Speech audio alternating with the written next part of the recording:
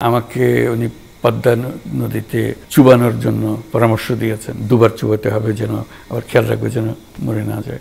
দূরত্ব বলে খুব হালকা হয়ে যায় কথাটা, কারণ উনি পাবলিকলি যেভাবে করেন সেটা হলো বিরাট রকমের একটা আক্রমণ। এটা আমাকে আমার নাম ধরে তো উনি ডাকেন না, উনি বলেন রক্তচোষা। শুরু করেছে ঘুষখোর সুদখোর, এটা নিয়ে আমাকে বলতেন। এখন বলছে আমি মানুষের রক্ত চুষি।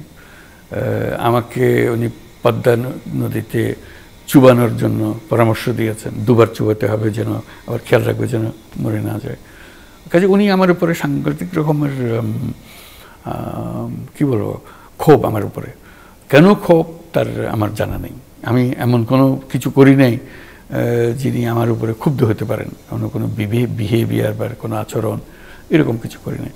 কাজে এটার থেকে মুক্তি পাওয়ার আমি তো কোনো রাস্তা দেখছি না। একজন একতরফাভাবে একটা ভীষণ ক্ষোভের মধ্যে থাকবেন।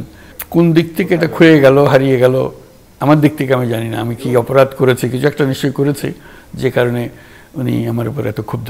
আমরাই বোধহয় সারা পৃথিবীতে প্রথম বাংলাদেশ সিটিজেন্স কমিটি বলে একটা কমিটি করেছি। যেদিন ঘোষণা পেয়েছি, টেলিভিশনে শুনেছি, রেডিওতে শুনেছি, সেদিনই আমরা 6 জন ছিলাম ন্যাশভিলে।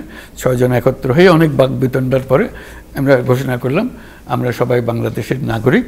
আমরা বাংলাদেশ সিটিজেন্স কমিটি বলে একটা কমিটি করলাম। সেদিনে গিয়ে তারপরে যত টেলিভিশন স্টেশন আছে ন্যাশভিলে, সেখানে গিয়ে প্রত্যেক নিউজে আমাদের ইন্টারভিউ দিতে হয়েছে, যাতে করে সারা ভিউয়ারকে আমরা জানাতে পারি যে বাংলাদেশ বলে একটা নতুন রাষ্ট্র হয়েছে, আমরা তার নাগরিকত্ব ঘোষণা করেছি। যে নিউজ লেটার প্রকাশ, আমার বাড়িতে নিউজ লেটার আমার স্ত্রী টাইপ করতো। আমি তখন গ্যাস্টেডনার মেশিন ছাড়া কিছু ছিল না। গ্যাস্টেডনার মেশিন চালিয়ে এরকম করতাম, কোলাইট করতাম, তারপরে বিতরণ করতাম। আমার নামটা ওখানে আমার বাসার ঠিকানাটা ছিল, যে নামে পাকিস্তানিরা আমাকে আক্রমণ করতো, গালিগালাজ করতো, তুমি এটা কী করতো, গাদ্দার, তুমি দেশের বেইমানি করতেছো, ইত্যাদি ইত্যাদি। যাই হোক, এটা করেছি, সেই আনন্দ পেয়েছি। আমি কার্টুন আঁকতাম। ওই কার্টুনগুলো নিউজ লেটারে ছাপা হতো। এইভাবে আমাদের শুরু হয়েছে। এরকম অকেশন হয়নি তো। আমাকে তো 2011 সালে গ্রামীণ ব্যাংক বের করে দিল, বলে দিল যে তুমি উপযুক্ত না, তোমার বয়স বেশি হয়ে গেছে। একটা কারণ হলো, আমরা বললাম যে এটা তো সরকারি ব্যাংক না, এই আইন তো আমরা মানি না, আর কোনো আইন, সরকারের আইন আমরা মানি না, আমরা আমাদের বোর্ড যেটা সিদ্ধান্ত নেই সেটাই করি। তারা বললো যে না, এটা হবে না, এটা সরকারি ব্যাংক, এটা সরকারি নিয়ম মানে চলতে হবে।